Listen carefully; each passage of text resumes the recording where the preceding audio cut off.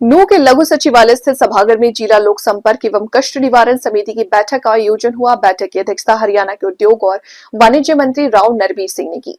बैठक में कुल 15 जन परिवाद रखे, जिसमें 3 पुराने तथा 12 नए मामले शामिल हैं। इनमें से मंत्री ने 11 परिवादों का मौके पर ही निपटारा कर संबंधित अधिकारियों को निर्देश दिए, जबकि 4 मामलों को लंबित रखते हुए जल्द समाधान का आश्वासन दिया। मेडिकल कॉलेज में अल्ट्रासाउंड समस्या पर भी हुई बहस। बैठक के दौरान मेडिकल कॉलेज में अल्ट्रासाउंड सुविधा की कमी को लेकर तीखी चर्चाएं हुई। इस पर मंत्री राव नरबीर सिंह ने कहा कि मेडिकल कॉलेज से जुड़ी समस्याओं का समाधान शीघ्र कराया जाएगा, ताकि लोगों को चिकित्सा सुविधाओं में किसी प्रकार की परेशानी का सामना न करना पड़े। बिहार नतीजों पर मंत्री का बयान। बिहार चुनाव परिणामों पर प्रतिक्रिया देते हुए मंत्री ने कहा कि बिहार की जनता ने उम्मीद से बढ़कर एनडीए गठबंधन को समर्थन दिया है। उन्होंने कहा है कि जनता ने विकास और स्थिरता को देखते हुए एनडीए को भारी बहुमत दिया है, जो लोकतंत्र में जनता के विश्वास को दर्शाता है। नूह जिले में उद्योग क्लस्टर विकसित करने को लेकर के मंत्री राव नरबीर सिंह ने कहा कि ये उनका निजी नहीं बल्कि सरकार का भी उद्देश्य है कि पिछड़े इलाकों में उद्योग विकसित किए जाएं, ताकि स्थानीय युवाओं को रोजगार मिले और क्षेत्र का आर्थिक विकास हो सके। जंगल सफारी प्रोजेक्ट पर बड़ा अपडेट।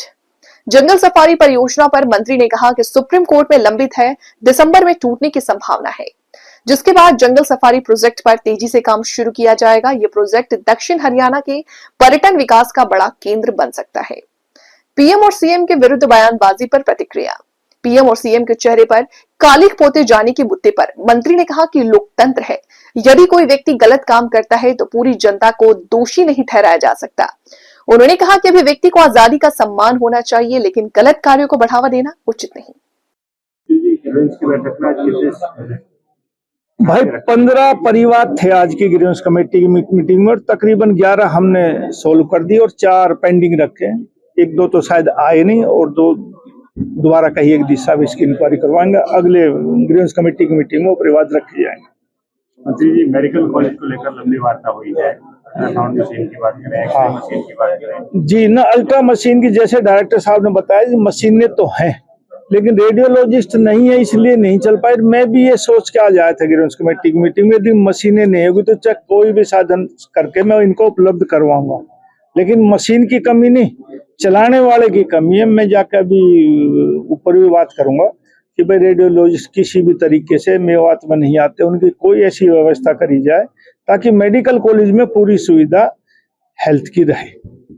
बिहार के जो नतीजा है उसमें क्या कहेंगे? बिहार के नतीजे में क्या कहूँ, सारा देश कह रहा है साहब। एक उम्मीद थी कि अच्छा नतीजा आएगा, लेकिन बिहार की जनता ने इतना अच्छा नतीजा दिया, मैं उनका शुक्रिया अदा कर सकता हूँ कि उन्होंने नरेंद्र मोदी जी और नीतीश कुमार की नीतियों पर मोहर लगाई। और मैं एक बात कहता हूँ कि मैं पहले भी चुनाव में गया हूँ, जो 15 में मैं चुनाव में रहा था पटना के आसपास, अब के मैं मधुबनी में था, मुझे एक भी सड़क पे पीडब्ल्यूडी पे गड्ढा नजर नहीं आया। 22 दिन में रुक आया हूँ और 22 से 24 घंटा बिहार में इन 10 सालों में बिजली दी गई है। व्यवस्था परिवर्तन हुआ और विकास के बहुत काम हुए। ये ठीक है कि इंडस्ट्रियलाइजेशन इतना नहीं हुआ, उद्योग नहीं आए, उद्योग पनपेंगे इन 5 सालों में तो लोगों का भरोसा और जचेगा। और मैं कह रहा हूँ 202 सारी की सारी सीटें भी आ जाएंगी, क्योंकि सिर्फ उद्योग लगाने की जरूरत है।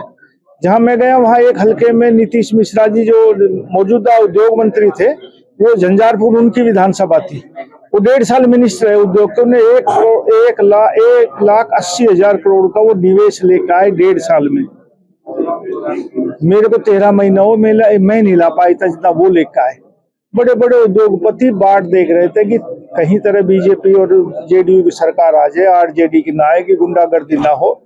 उद्योगपति घराने बिहार में जाना चाहते हैं, रॉ मटेरियल वहां उपलब्ध है, लेकिन अब लोगों की हिम्मत बंदी कि लोगों ने इतना बहुमत दिया तो बड़े बड़े उद्योगिक घराने बिहार में निवेश करने को तैयार है। मंत्री जी, उद्योग क्लस्टर की आपने बात की, जंगल सफारी एक बड़ा प्रोजेक्ट है। मेरे जंगल सफारी का सुप्रीम कोर्ट में स्टे, मुझे उम्मीद है दिसंबर में ही टूट जाएगा। जंगल सफारी बन के रहेगी। और जहां तक मेवात में इंडस्ट्रियल क्लस्टर का सवाल है, मेरा निजी ये मामला है और सरकार की भी सोच है, जहां जहां पिछड़े हुए इलाके हैं वहां उद्योग पनपे, और मैं निजी तौर पर इंटरेस्ट ले रहा हूँ। और हर ब्लॉक में मेरी ये सोच है कि एक इंडस्ट्रियल क्लस्टर कटे। मंत्री जी, अभी कल जो है पीएम और सीएम के चेहरे पे कुछ लोगों ने जो पुतले वो है पोस्टर है उन पे काले पोत दिए इसमें से। देखो ये प्रजातंत्र है। अब एक आदमी कोई गलत काम कर दे तो सारी प्रजा नहीं, वहां पुतले फूक दिए या कोई पोस्टर खड़ा कर दिया, ये प्रजातंत्र में हक है। और कोई बड़ा आदमी उसका होगा, लोगों ने बहुमत दिया 243 में से 202 सीट दे दी, बड़ा मुंह किसका हुआ किसका नहीं, जनता ने कर दिया। क्या भरोसा मिला है? मेडिकल कॉलेज की समस्याएं लगातार जो है ना विकराल होती जा रही थी। उसमें न्यूरो सर्जन नहीं है, कार्डियोलॉजिक नहीं है। एक्सरे डायरेक्टर साहब पूरे बचाव में उतर रहे थे। जो एक्चुअल एक्सरे हैं वो तो 2-3 साल से बंद पड़े हैं।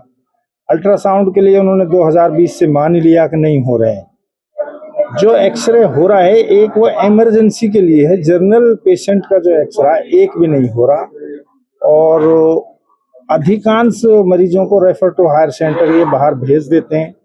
रात को उसमें जीआर होते हैं, इसमें 3 कैटेगरी होती है, जीआर, एसआर और सीनियर जो होते हैं प्रोफेसर, जो एसोसिएट प्रोफेसर होते हैं। रात को कोई भी एसआर वहां नजर नहीं आता, जीआर बैठे रहते हैं। बहुत उसमें इतनी समस्याएं कि खुद मंत्री ने आपके सामने माना कि मेडिकल जैसी वो चीज नहीं है, आपके सामने ये भी माना था अपनी उसमें।